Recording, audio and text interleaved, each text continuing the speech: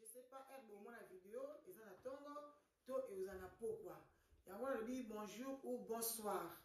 Voilà, aujourd'hui, je reçois encore pour vous, prophète Jérémie Toukala Kamalando, Azam Païté pas une abino, donc, excusez-moi, pardon, Azam Païté pas une abino de sous-sauté, donc aussi, vous voyez bien.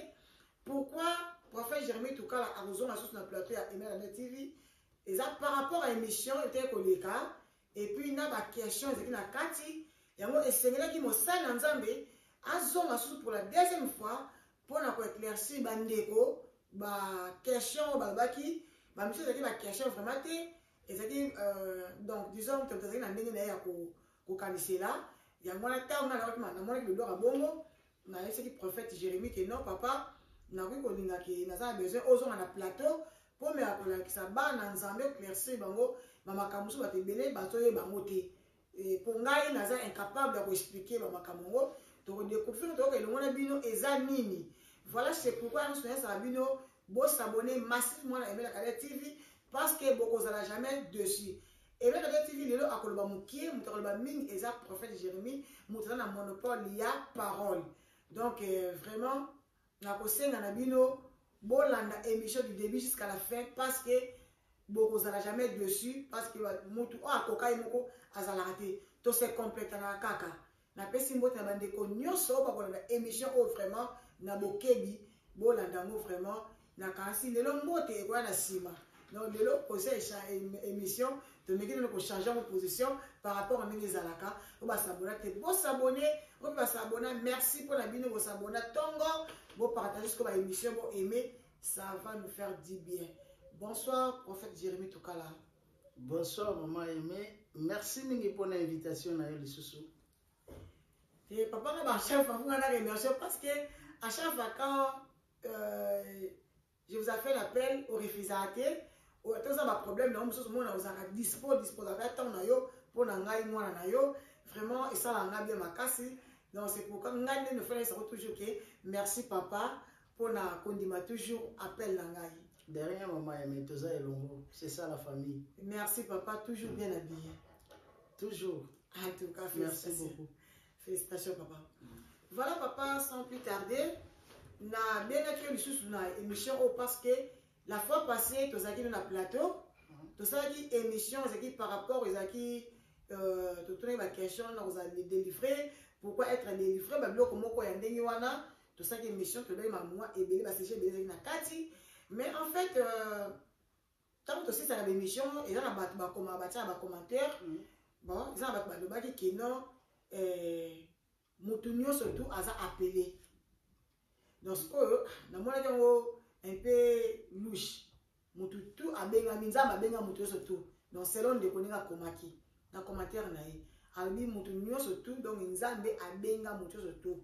Yamwana na baki ke na kufona benga zo isenge na ana zo masuna makola mosana na Nzambe na mekana ko tuna mosana na Nzambe ande kana ko éclaircir biso vraiment makambi ya Nzamba ngo vraiment po tozo mona moi un peu muto mtozo ya ko déception ndenge na ndenge ça va confusion et ça va confusion ya on tomito yeba vraiment banani o bazali ba appeler na banani o bazali appeler te comment ko yeba ke muto aza appeler nandeni no ko yeba ke faut ça discernement ke oui, parce que moto a bengami, na moto a bengami te. C'est parce que le problème qui se pose là, tout ça n'a pas aventuré, bon, excusez-moi pour la terme, bon, bah, faux serviteur, le 8 mois est belé. Ce qu'on va comme confondu, parce que baté, banan, baté la moté, banan, baté la moté, maté. Ce qu'on trouve, bah, on peut n'engendini. Vraiment, mon sang, n'ensemble, ma joie, ben, là, ton yo, na ébiché, ben, la TV, ou expliquer, peuple de Dieu, va comprendre vraiment.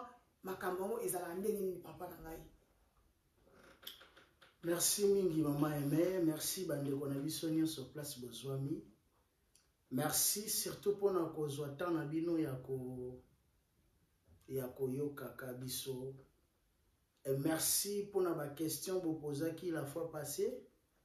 Et yambona banda émission ngo na kosenga bino bolimbi si mingi parce que tozalaka surpris na plateau image katana bisoka sans rien dire, sans vous dire au revoir, vraiment Nos excuses, vraiment, nous vous aimons beaucoup. Et surtout, le prophète Jérémie vous aime vraiment de tout son cœur. Nalobakelo Omoko, sans bino, naoza pasterte.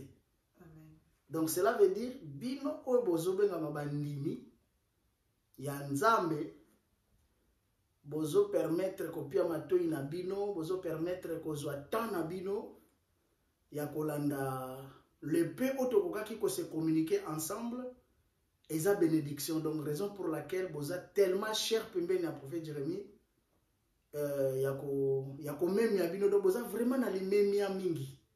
Partout au bino bokokai kolanda émission, voilà. Maman aimé na landio mingi, na préoccupation yo ya ndeko na ebite question ezoke ezaki question so ezaki nini alobi nzambe abenga mutu nyonso na nini, abenga mutu nyonso po na nini, abenga mutu nyonso po akende wapi. Ozomona ndenge nakoki ko développer loko wana. Alors na oloba déjà avant na développer ngo que c'est faux. Nzambe abenga mutu nyonso te. Nzambe abenga mutu po na musala. Liboso na yango wana nzambe abengaka mutu po na musala. Alors mutu nyonso te abengami epai ya nzambe. Peut-être ndeko abosana ki alingaki aloba boye nzambe abenga batu ebele. Nzambe abenga batu ebele, mais di mwe ba pona minde baza moke. Yango makomi ezoloba na biso abiete beaucoup sont appelés, mais du moins mukende baza eli. Alors lelo na monde ya mambo nzambe confusion ezokota tellement trop. Alors eza na batu o nzambe abengi na batu o nzambe abenga yite. Alors elo mona woloba nzambe tango abenga mutu elo kwa liboso pesa mutu wana protéger. Ah papa pardon là on pose la question. Ouais, limbi ça vraiment aux hommes maloba. En plus c'est là tu malobi que na yo ka batu maloba que nzambe so appelle si vision, après ça appelle directement la provision. Non, c'est faux. Directement dans le c'est faux. Compréhension wana ezakutu musika. Nzambe so abengi mutu bo na kokoma place wana mena mekana ko sisa ide na line nango. Merci papa. Na bandai koloba ete soki nzambe abengi mutu eloko liboso a protéger mutu wana partout a okinde. Yango ozomona batu mosusu bazokuta na bitumba makasi me bazobimaka balongi. Amen. Parce que nzambe abenga bango penza basalele musala. Basoto proclamer te prophète pasteur nani te. Mais nzambe abengi bango. Peta nzambe abengi bango bamikoti saki na musala te bayoka kina no directif ya nzambe. Nzambe abengi bango pourquoi? Parce que nzambe abenga mutu te sans que apona nanu mutu wana. Il faut apona yo nanu aponi yo abengi yo. Et tango siko abengi yo apeso provision te posa na ngoni. Non, apeso na provision te. Avant peso provision ozana na ba étape belé fo le ka mama. Nzambe abengi yo oui on dimi appel. Oui papa na yo ki yaka oye. Tango nzambe abengi yo eloko liboso osala na yo eza nini? Yako expliquer yo pourquoi abengi yo. Donc cela veut dire le Seigneur t'explique d'abord pourquoi il t'a appelé. Abengi yo pour nani? Non, na bengi Jérémie na bengi yo pour ozala monoko nanga. Abandi ko expliquer yo likambo nini alingi ko sala yo na ye. Na lingi ozala esclave nanga selon de plan ya vision ko yazotalisa yo. Et après qu'on pesa yo vision wana, kotal noko expliquer yo bit ya appel. Vision nan toyete. Azo expliquer on no bit ya appel. Apeso bit ya appel pe atalisio ba avantage ya appel na ba désavantage nango muke. Posoka yebiso ba désavantage nango nyonso okima. Apesio ba désavantage nango muke. Pona ni na lobelo ko netika mutu olanga so nzambe expliquer nga dès le commencement que okuta na boyina boyanga na yati. Wow. Nalingana ndima tam commentaire. Mais comme on a eu la grâce, le Seigneur nous a choisi. La première des choses, il nous a choisi. À boni, à bengi, à expliquer vision nini o alingi apia yo nini alinga sala na yo. Tangu asisi ko expliquer yo, et loko mi bale nzambe osa nini, a olexo na tambi. Loko la ki yungulu, il faut yungula yo. Ce qui peut olingi, il faut azulo bire à tailler yo, à peso forme. Donc cela veut dire aux une appel, mais nzambe l'équision na explication après avoir ko expliqué yo, à l'équision na brisement. Tu dois être brisé, frère. Vision nante, il faut briser yo na po. Tango yo kendo sa musa na ye o kizala ya kokita. Beaucoup de serviteurs de Dieu sont des orgueilleux, surtout nous qui sommes prophètes. Ceux qui sont dans la salle, ils ont besoin de l'endo fotanga babiso ba prophète sauf nga. Amen. Oui, ça je dis bien sauf nga na la lulendo te na tanga classe mais professeur a lulendo ayate. Mukolo nyonso azali na posa cours na ye aya opesa nga na bando ya classe te. Donc cela veut dire Nzambe tamba bandi ko briser yo, cela veut dire pour apesa yo forme. N'est-ce pas? Forme oya opesa yo ko concorder na appel na yo na vision oya zo pia yo. So ki alekisyo na étape ya brisement, oui abuki yo penza. So zaki ndumba misu na yo bando leksa mwasite abomina no misu na pona musala na yo ke sa dégate malgré ba dégâts ya kaka. So zaki muyibi a briser yo, so zaki l'orgueil a diminuer yo nanuno pour apeso en bref apesa yo nini forme. Pour forme oye sengeli na yi. D'ailleurs na ko se soutenir na passage biblique moko oyo les hôtels sa biso que nzambe yemo utazo regretter na basali yango ya yi. Na Jérémie chapitre 3 verset 15 alobi je vous enverrai des pasteurs selon mon cœur qui vous paîtront, n'est-ce pas, avec la sagesse et l'intelligence. Donc, ce qui nous a dit que à côté de la biso basali na selon motema na cela veut dire to zape na basali beleo bana baona motema nzambe. Amen.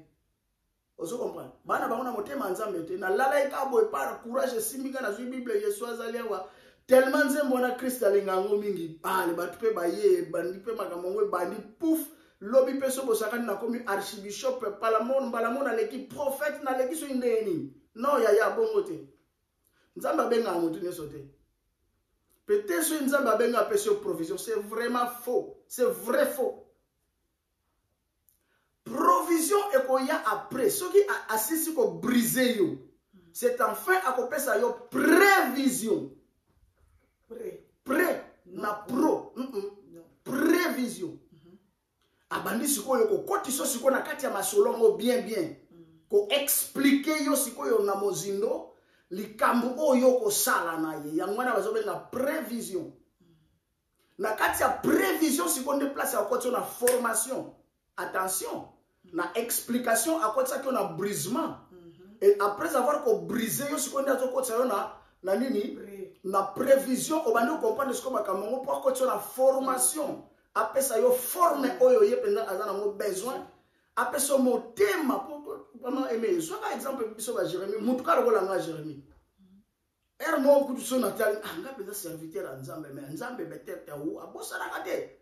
Pourquoi? Mais nga azala difficile makasi na mama nzambe, nga bando beta ba pasteur. Mais c'est ba beta déjà. Bon, en tout cas, na makamwa nzambe na ba mekate. Bakana kame ba yakate. Donc makamu suso nga na kuta na kanango na musala nzambe eza ba réponse ya ongara parce que nga bano sa blague te. Mais pourquoi bano beta bango? Oui, parce que na bano mona désordre na kana bango. Oui, mais c'est quoi depuis comme pasteur ou comme prophète banda siko okota pena mozino ningi nzamba benga ndo pena pene ninga pesa aprisa yo forme o ya lingi. C'est quoi désordre na mona musote? Bon, désordre yango eza kaka, mais epesanga sikoyo connaissance ya koyeba ke a mutu yo ana musale belé na face na nzambe abengi. Ozo comprendre? azana na mosala ebele parce que tant nzambe abenga biso na mayele oyo tobotami nango na makanisi nyonso tobotami nango, n'est-ce pas?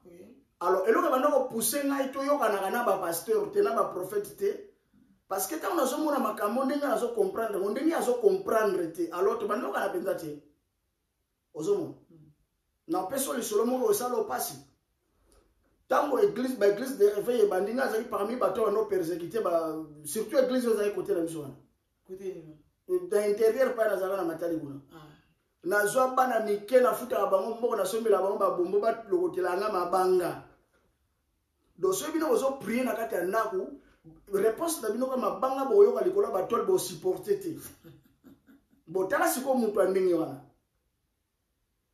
ozocomprendre parce que na bando comprendre nanga makambo nini bote bazosala nazomona ka désordre kaka désordre mais ntango nzambe sikoyo abengi nga fo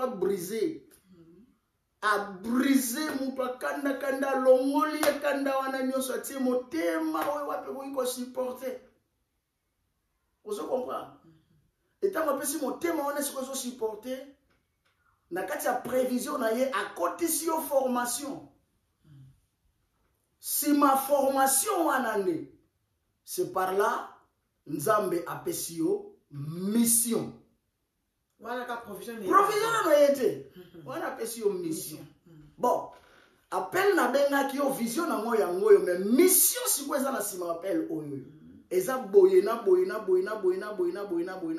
appel moko te ezalaka na vie ya mutu ezanga mission appel nyonso eza soutenu na mission fo etambola de pair mission appel makambo oyo kosala na mission na yo fo concorde na appel na yo exemple nzambe abengi Jérémie lokola prophète donc cela veut dire ngate muna bandokende o nga naza prophète non makambo ekobima kati na ngande mutu ekojustifie voilà pourquoi parce que nzambe abengaki abrisaki aformaki n'est-ce pas a explikaki après sikoyo ekoya justification nzambe ajustifie yo na kati ya terrain par rapport à bilembo oyo atindaki yo osala.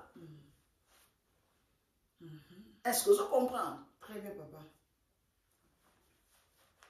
Yango somoni posakoli moko lobio ongana mosakoli te ko kipete tika ye nzambe justifier ye na nzela bilembo to comprendre que non nzamba za elongo na ye mosali wana lobi que non ngana za ya nzambe problème ezate tika totala ye nini ndenge nini nzambe o justifier na bilembo nde to yeba ke ah oyo yo penza aza pele oyo yo non rien ozomona et tango siko apesi yo mission wana na kati ya ambition nde apeso provision. Provision yango eza nini? Eza ba potentiel oyo atie kati na yo makoki. Oyo atie kati na yo spirituellement. Biso to kanisa peut-être provision eza ke non nzambe apesi yo mbongo, azokisi yo boy na boy. Non, maman, mais yo mtoto bananga ke papa bien vêtu, na lati bien, c'est bien. Mais faut y retourner na ntango bandaki mosalo bandola tandeni. Ce qu'on benga na nzambe te nokito lobi ke peut-être nzambe te mto benga ngapo makambo nga azokutana nango mais eza normal te. Eza normal te. Lelo ministère pe bana ofuta yo bana olia foza na patience. Bando banda na mbunda Yesu azali yawa. Miracle ça melaka batu mususu yo kuto yakate. Mbongo kutu rien. Bosana. Bon provision mo nzambe ka ile zali. Je m'en souviens un jour na kete ya na Mokali. Na otote na Mokali. Era kozonga sikomo offrande ba pesa nga pe na église yango simba ipenza te na calculation na osu ba taxi pona zonga ti côté la zoke de esila nango na nzela. Kuno tiki famille nzala bibo na sineka na betaka a pied. Yaya na banda Mokali makolo na koma na nzela boye mvule bandi. Place à obata meza tenzoka Bible fashaka na niveau moko Bible zuima ye komitala munene. Ba papier wane lingama ite. Esukite. Nazo luka place na kima sapatu na lata donc mawa plein na kotisa lokolo place mona tombola lokolo bo semele tikala na kerase. Ngana keka na do semela sapatu tikali bo. Wana provision eza. Eza noté.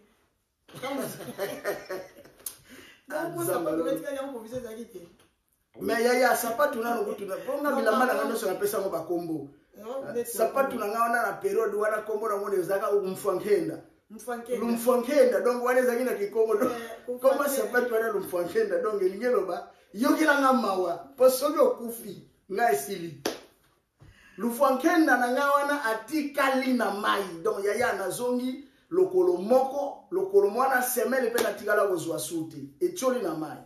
Apa lufankenda za isu na nini? Te na wana zaika na lufankenda kaka. Ah okay. Nazala su na sapatu mususu te. Mais sapatu lufankenda bongo elamba. Oh. Elamba na nga kombo ne ezaki Isaac. Parce que elamba wana na bandola taye na 3 temps. Azala pantalon mo ya noir na chemise mo ya pembe ya Qatar. Sera ba Qatar wana. Donc elamba yo ibi ka Qatar de. Obi ndenge zala. Ezaka munene. Munene siko na sima na ngo bonaza kutirie ayebi Qatar ndenge ezala. Ezaka elamba munene ka. Donc ezipio sima nyonso kotoyo siko pantalon wana tailleur pe salaka erreur adiminaka ngo penza mesure moko na taille nanga. Alors na banola ta pantalon wana na 3 temps. Er moko na beti yango fashion. Ba fashion ebimi lelo biso to beta yango déjà kala sanke pe bazaka fashion. Na kati ya ministère. Ah bon? Oui. Na beta benga fashion so na tombole lamba donc omoni côté wana mama plein. Bon siko soki pantalon ezana no na esprit ya bien te. Bongo kaputula siko yo lati eza ndengini. Ozo comprendre. Donc ce qui n'a no pantalon eza keba kiti ozo pia nga fona vanda fona calculer yango bien. C'était eza côté ni peut passer panzanga pantalon te. Isaac a okeni. Lobi so na lataki Isaac ndenga fashion. Lobi wana na olate lo la Michael Jackson. Donc fona matisse penza.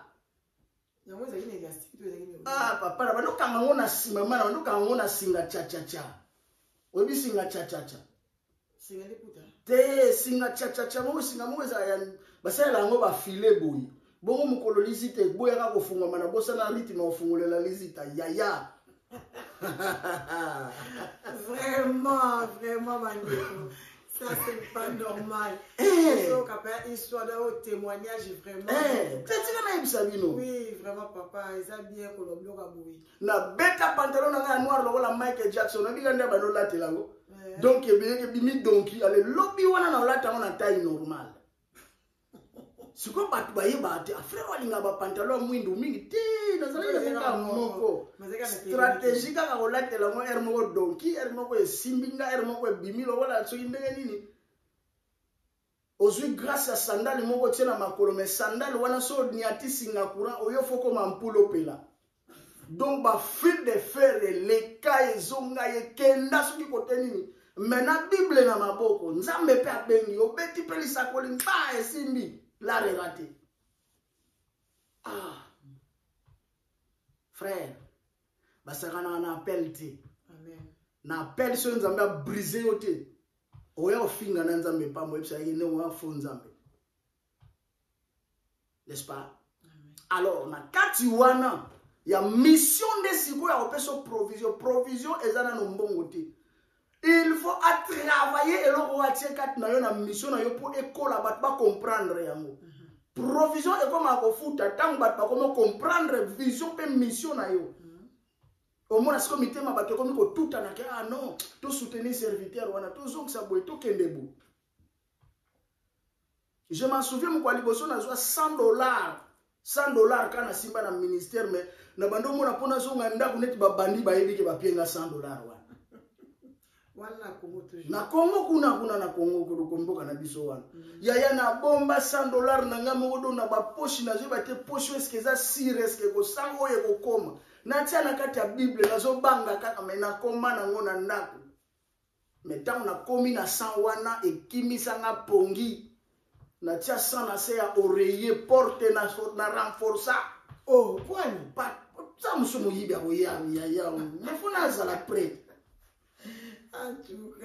Donc $100 na se a oreiller na raisonnable plus de 1000 projets na ko sala na ngonini na ko zongisa na ngopo ya yezala ina ngonga parcours donc na kati ya appel bo na kati ya mission faut sala na parcours wana ezaka comme autoroute te non parcours na yo ko sa penzela banzube lelo pe na matina mutuka bien pe batani prophète aleki pe na mutuka bien yo bi mutuka liboso na komba ko mona ngoni petit poisson deviendra grand pourvu que Dieu lui prête vie wana komba voiture na ngali liboso petit poisson deviendra grand pourvu que Dieu lui prête vie wani no kombo boyo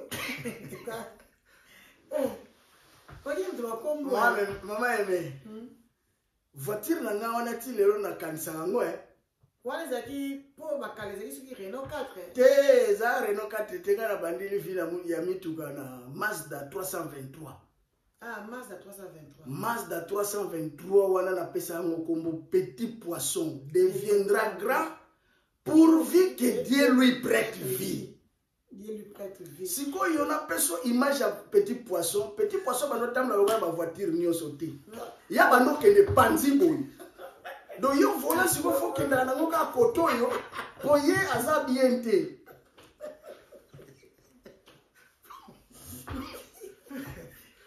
ko sekate yo mtolugi makambo yo te ko sekate za mwa buta ko maki makambo si bon petit poisson wana mais on va ta presse bozo kongo bakipa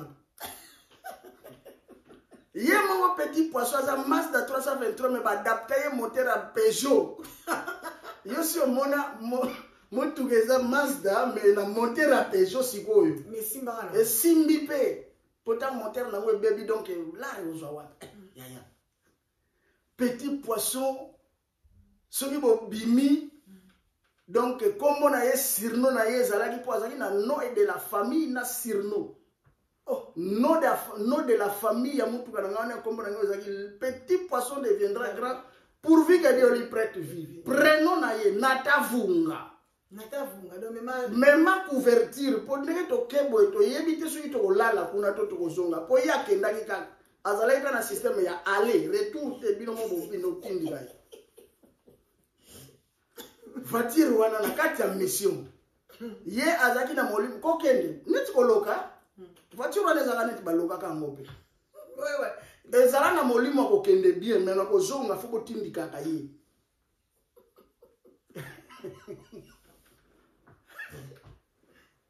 aso obenga maite kokanga ndeko ndoki sikoyo ye mutuka wana oyo petit poisson.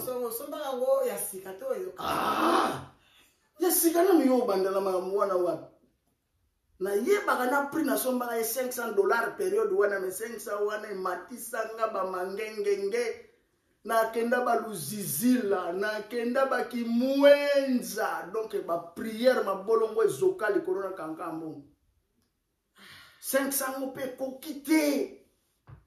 Na sombi la voiture wana na ba détail heureusement de wana nzamba pambola e kotaza pourtant na zonga Afrique na luga kai ndeko bandaka na nga yango vi na peso conseil mon ndeko quel que soit ndenge nzamba ko tombola yo ata comme ministre soki nani ko bossa na faible commencement te amen bato ba edaki yo ko koma place yo zawana lelo pe otali pe prophète Jérémie pe na télévision pour luli pe yo yebi mbani yo lula wana tika ko to solo la bien to tika ko kosa magamu so ngana souffra te o souffra o kosa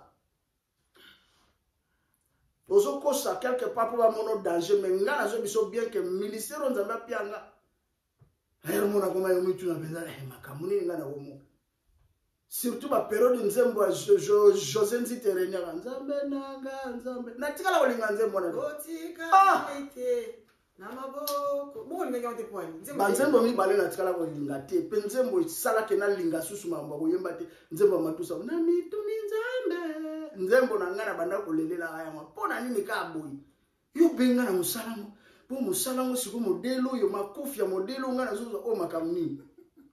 Parce que nous sommes préparés, mais quand il préparation, bien qu'il y déjà vision, vision, mission, mais à ce continuer à préparer.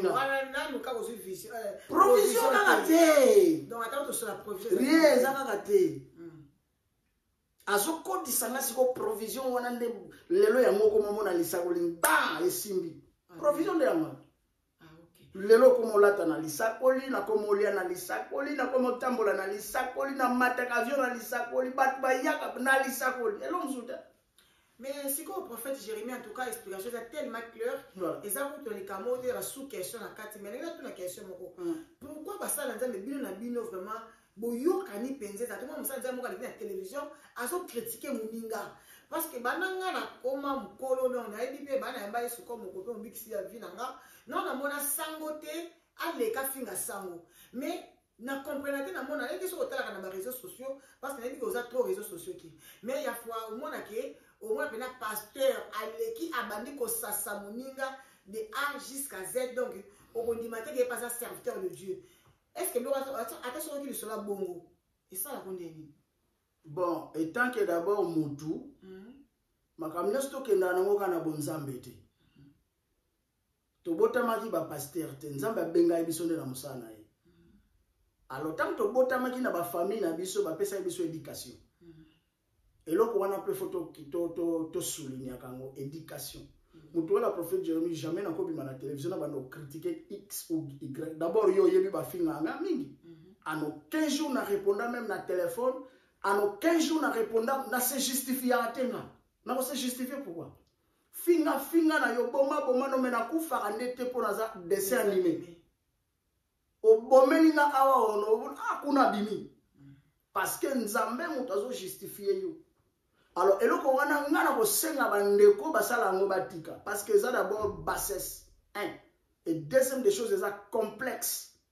Troisième des choses, c'est manque ya respect, manque ya dimension ya ignorance ya musala oyo sala. Muninga no pasteur ozo finge na terrain pour nani. Soki aza faux. Tika nzambe justifier. Tika nzambe juger. Soki asali mabe pusana na ye nzambe asengi biso to lingana pusana ande ko moni nga penda makambo na sali makambo yo sali ngana sepeli na ngana mote en tout cas ngana sepeli na ngote donc c'est comme ça la vie mais soko so kende na ngo boye que ezaka do réponse ezaka ke ayebi musala ya zo sala te mais koyo kabate bele ko lobaye ke ba pasteur presque la majorité baza ba faux de préférence ko sambela yo moko na kati ya ndaku po église ya mutu eza motema mais ngai na mona to bateya ngai pe babiki bible lobinza ba isiso ke esika mi bale miso to basangani ya zawana alba esika moko te est-ce que ça peut bien mutu avana ndaku ye moko sans guide spirituel sans un père donc azaka ye moko na ndaku na ye asambela ka tongo midi pourquoi je sais pas ba air na yemo oyo à classer qui l'assemble à telle heure est-ce que eza bien to eza mabe tena de conseiller mutu asala yango parce que na koloba boye na kati ya vie bilo mi nena lingi na lobela na kati ya vie surtout biso toza na poto il faut ozaka na avocat ozaka na avocat na yo ya mibale faut ozala na médecin na yo ya misato faut ozalaka n'est-ce pas na pasteur na yo hein batu misato oyo il faut ozala na avocat soki yindi avocat mdo akotila yo na makambo ya leta faut ozala na médecin soki obeli n'est-ce pas faut okende pas médecin na yo a soigner yo et yami ça tu faut ozala na pasteur na yo homme spirituel tango makambo molimo eyaka alandela yo et 4e personne kobosana te zala pe même na maître sportif conseiller sportif o akobando conseiller yo que non omoni mikolo yo sali mingi mikolo yo keba faut na conseiller spirituel net prophète Jérémie na conseiller spirituel na ye azana na avocat na ye azana médecin na ye azana maître na ye entraîneur na ye ko yate na makofi ngeke bulama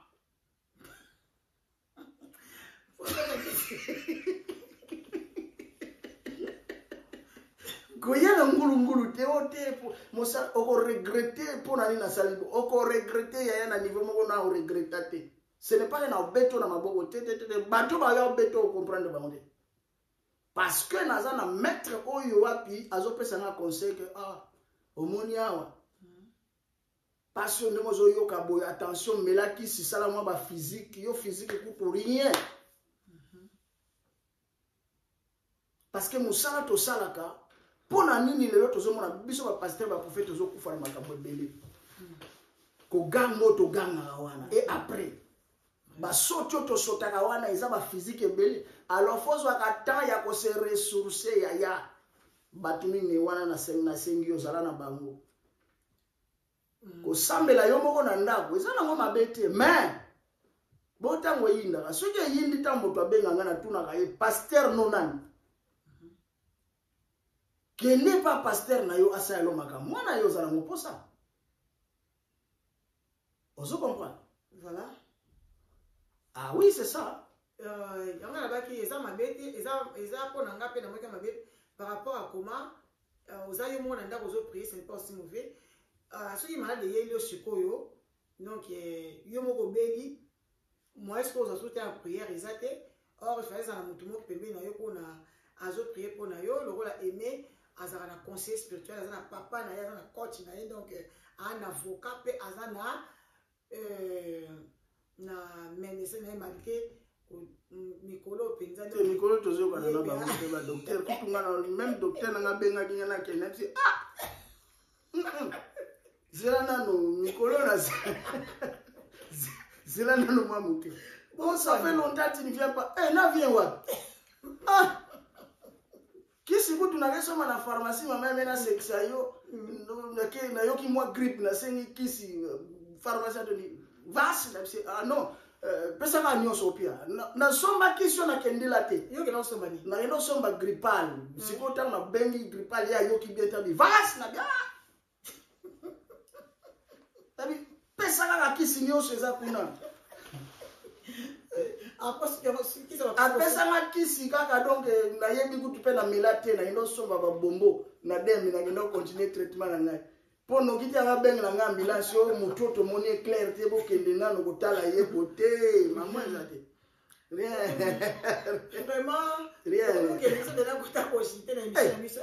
médecin ya air oyo rien. Prophète Jérémie, la curiosité maintenant, est-ce que la mort a une voix? Oui, la mort a une voix. Motu soka ndia kufa. Malgré po ipona no kufa te mais on comprend tout ça. Mon professeur ndenge nous obeti la pembeni na nga bande. Eh ya pardon, to mbamba na mokili tozo vivre nano. C'est ça. Prophète bon. Donc la kufa benza na kufi benza yo lingi bo. Tia blongo wana. Lazana no kufi. Oui, ça va mission, ça va mzani pas ko kisango. Pourquoi toi le marqué non, mon soir n'a pas failli barater. Bon, il y a pas arrivé comme ça parce que malgré les générations, on dit ça n'a pas si bien mais na le baka pour toi comprendre que ça quoi. Tant mon grande sœur n'a onga la belaki. Alors azotu nanga ta na kero te na hôpital or ils journée na suka. Atuni na aimé to comme heure ni na c'est 19h. Na bossa na lelo ko wana te. Ah c'est na 19 ati heure ezana no. Nzambe que la ngama. Mais bat ba bisinga par après lobby na otanga kufaki pour ba na ni kamwa ba à 3 reprises. Ya otuna nga heure nini. So la bineka apesi na pesi ka heure malobane ka zeka ka nzambe que la ngama heure ezana no. Alors ils avaient les 16 les 17 des grandes sœurs atika ki biso. Mais ce que on a zoé bisa ba to ça non kasi malobane asuka na ko biso wana ça veut dire ayeba ki ka dia kufa on a dit est-ce que mutu ayeba ka dia kufa? Comment mutu ayeba ka dia kufa? Je pense que notre salle enseignement sur la spiritualité, j'ai parlé de la mystère ya mort. Il y a mutu mote a kufaka sans que ayeba kazo kufa. Ataliwa wana ba provoquer les yango. Mais aoyeba que azo kufa. Pourquoi? Parce que la mort a une voix. Liwa oyo benga kufa et qu'on révélé déjà que non, il y a quelque chose qui t'arrive. Mais na kosepela to sala mo émission mukolo mususu parle na demande ya bandeko parce que na linga kolobela ngo mingi te ça fait peur. OK, d'accord. Mais du moins en bref, mutu nyonso ayebaka que azo kufa. Pourquoi? Parce que mort déjà et s'annonçaka na vie ya mutu wana avant ayemoko akufa ayebi pena air nini awokufa donc mutu ayebaka vraiment tokomi na presque na suka ya émission na biso bandeko boyoki que la mort a une voix.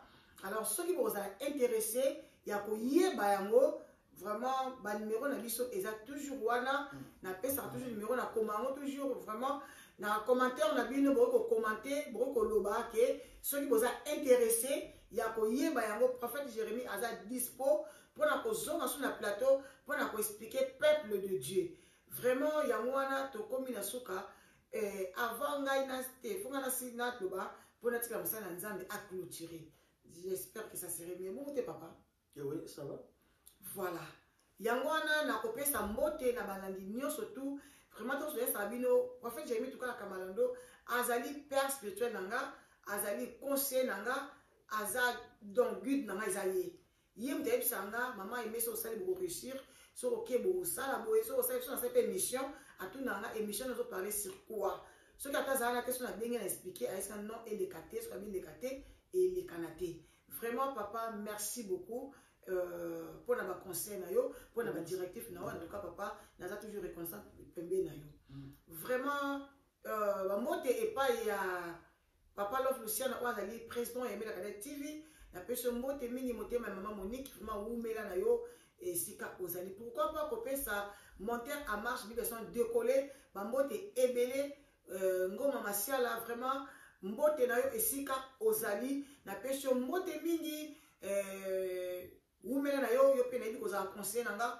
au conseiller nanga vraiment ya moko bien okasi parce que olinga komona moto a souffrir te motema na zana nzambe ma contient na kopambola yo vraiment tellement boza ebele beni toko bambote na yo vraiment vezule maman Lili moi si ya papa Mbanze la seule qui me reste double N na pesi bino mbote vraiment sur la note mais surtout et la maintenance moi si nzambe vraiment et aime so temps parce que tala kaka vraiment papa avec maman so au sala bon moté ma copine privée Fatoumata donc vraiment il faut que na luka na les kotika papa non pour na clôturer émission parce que la fois passée et 4 cas ngwana ne pas passer comme excuse non na boy pe et ça même sur vélo vraiment maloba et pas na yo papa donc Blandine Mina madame Willy maman la champion na bosanioté un gros bisou merci papa merci maman Cadette na ko présenter ba mbote nanga particulièrement d'abord et pas ya père spirituel nangai le docteur Dieudonné Tukala nzambe apambola yo mingi place nyonso kozala na bosanité bandeko nyonso bazaki lipamboli pona ngana za lelo amen docteur Kama merci mingi docteur Kama merci docteur Daniel Kisolo merci vraiment grâce na bino toza lelo nkolo apambola bino mingi pe na pesi mbote na bana nyonso ya cité du reste fidèle ainsi que les CRF amen nzambe apambola bino bisika nyonso obino bokozwama bandeko baza pe partout na bosanité bandeko na ngana kati ya forum autour des connaissances kuna place tozwaka makamba molimo nzambe apambola bino mingi vraiment na bosani pete bino obolinga ngati nzambe pe apambola ka bino bozala bien bozala na santé ya malamu bobela te parce que nga sambela bangunde na nga babela te bazala en bonne santé bazala balia bien baya minene santé na bino ezala toujours bien na kombo na Yesu Kristo po mukolo moko bo comprendre obino bozo sala po bo bongola mitema amen amen yangwana na sambela kate ke mungunde na nga azwa problème mais mungunde na nga aumela nzambe asale grâce po abongola motema miso que c'est pas nzambe et ça bien mingi amen vraiment nzambe azana biso elongo toza elongo na kombo na Yesu Kristo alors nalingaki nasambela pona biso nyonso merci papa papa to pambolio na kombo na Kristo Yesu merci pona munga malamu oyo permettre biso lisusu ko partager le peu auto kokaki kozana ngolelo ndima ete motema muto moko ekoyoka liloba oyo esimba maipai na yo o transformer yango na kombo na Yesu Kristo nzambe toza basumu kilimbisa biso potolobi mingi toseki bipai yo esepeliso te limbisa papa kasi na malobo epesi yo mlokumu ndimete kiti ya bokonzi na yo eningana na kombo na Yesu Kristo butu lelo tobonzeli yo yango ete yawe yo okamba pe osunga biso na nyonso na kombo na Yesu Kristo waza mokonzi pe mobikisi na biso nde tosambeli bongo. Notre Père qui es aux cieux, que ton nom soit sanctifié, que ton règne vienne, que ta volonté soit faite sur la terre comme au ciel. Donne-nous aujourd'hui notre pain de ce jour. Pardonne-nous nos offenses comme nous pardonnons aussi à ceux qui nous ont offensés. Et ne nous soumets pas à la tentation, mais délivre-nous du mal. Car c'est à toi qu'appartiennent le règne, la puissance et la gloire pour les siècles des siècles. Amen. Amen, amen, amen. Merci Au beaucoup. revoir. Merci, papa. Au revoir. Au revoir. À la prochaine occasion. Voilà.